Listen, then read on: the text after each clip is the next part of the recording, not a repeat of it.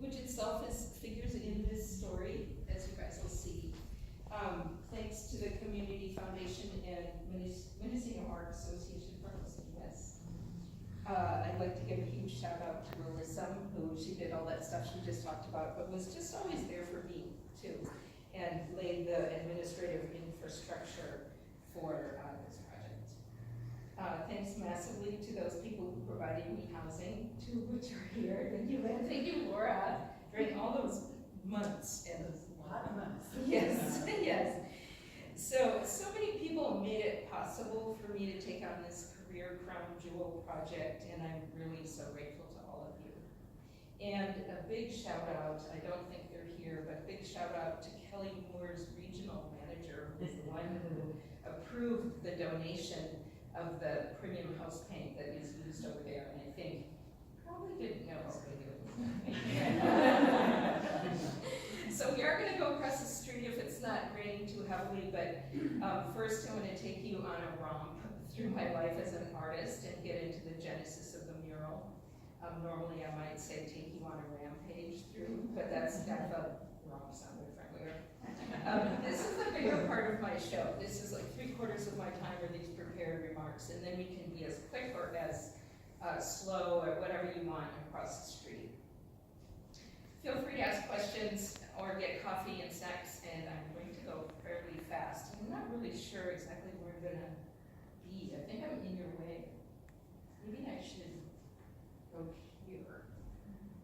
Is that better? Let me see if this works.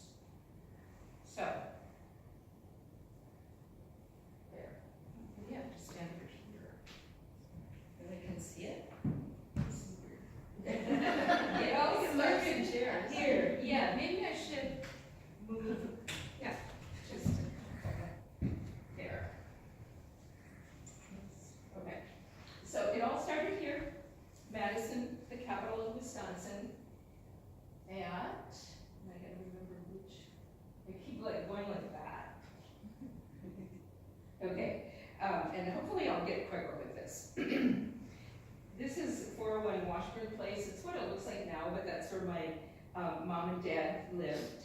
And they were first generation beatniks, college educated on the GI Bill, and escaped evangelical, my mom. World War II vet, my dad, who enlisted by forging his mother's name at age 17. They thought after 9 years of marriage they were never going to have any kids until 9 years later they got their miracle baby, and then they got 2 more. I wasn't the only one. They moved then to this house just a few blocks away, or like 1 block away, and it's still there too. And my mother would take me out every night on the 3rd floor balcony to say "Nine to the Capitol," which you can see from there at night. And I always sometimes wonder if that, you know, influenced me to become a mayor later on. I don't know. My mom was talented, she's still living, very talented, artistic, organized, and super shy. My dad was a master of physical disorganization. I mean, seriously, like to an extent that it practically, you think something scrambled in there. But he was creative, a wordsmith, intellectual, and not shy at all. Their marriage would be tough, but it started beautifully, and they brought things to each other that each needed and couldn't get on their own. My dad became mom's agent, getting her art jobs, book covers, illustrations, and industry newsletter. This is work that she wouldn't have had the courage to go seek on her own, but he would just walk into a book publisher and get her these jobs. And so she was good at them. She was great, but she just couldn't have sought them. So now she had a way to pay the bills. And aside from representing her, my dad really wasn't employed much outside the home. So she worked at a work table, and as soon as I could stand, I worked at a little table right alongside her. Yeah, and as I will show you, I think it really meant a lot too. This is my stuff, age 3, not the thing on the right, but the other one right there. And when I was 2 in 1961, they moved 30 miles northwest through the Wisconsin farmland to Prairie View Stack. which is a village of about 2,500 on the Wisconsin River. It's next to the last dam on the river, which means, and I always used to think about this, technically you could canoe to New Orleans. Like you could wander over the Mississippi and down. And later I ended up down there. So I don't think it was because of this, but it was cool to be next to that dam. And that's our house in the winter. And here it is, my sisters and I in that home, which was the historic Tripp Waterbury House, built in 1868, obtained by the grace of the GI Bill for $13,000 back then, and where my parents lived out their lives, and where my mom still lives. So here's another one of those little things of my, not the certificate on the right, can you imagine? That was probably for my parents' birthday or something. But the thing at age 3, twice. And notice the figure, and the letters. And part of it wasn't just a kid, watching adults and trying to learn to write, but I think part of the obsession with the alphabet is that my mom did layout. And it wasn't computerized then, and I have a memory. So this is really early, looking up and seeing her with her pointed X-Acto knife and the little tiny red letter on it, because the letters would come in these rows of A's and B's and C's, and you get the one you wanted and lay it down in your layout.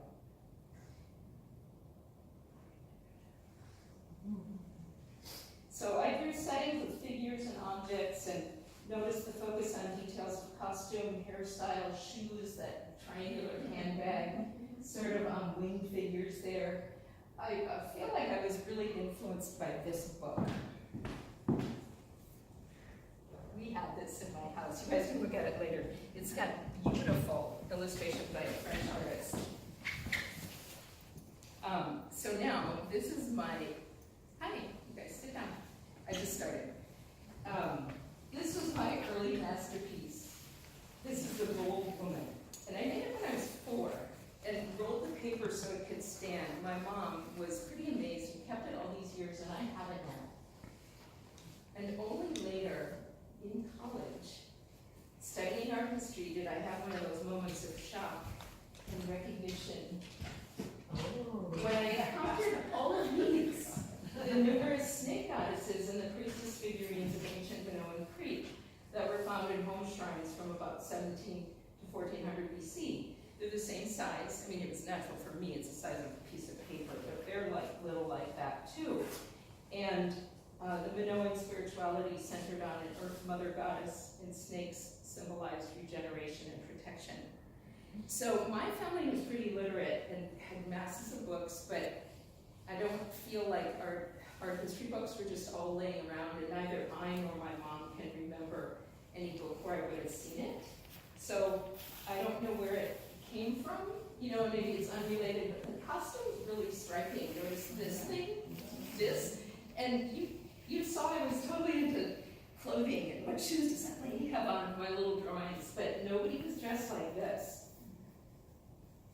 Here are some more, just to show you more examples. They almost all have that shaped apron of the flounced skirt.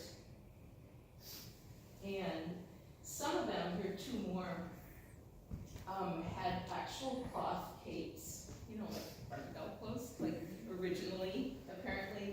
And it seems like I drew that too, like that lady that I drew has a cape. My mom was really struck by this, and it was important to me later, just because of this connection. Like, who knows where that came from, but it's cool. And it foreshadowed the twin aspects of my work, art making and art history. So one more piece, not to belabor it, but in these you can see things like relational grouping.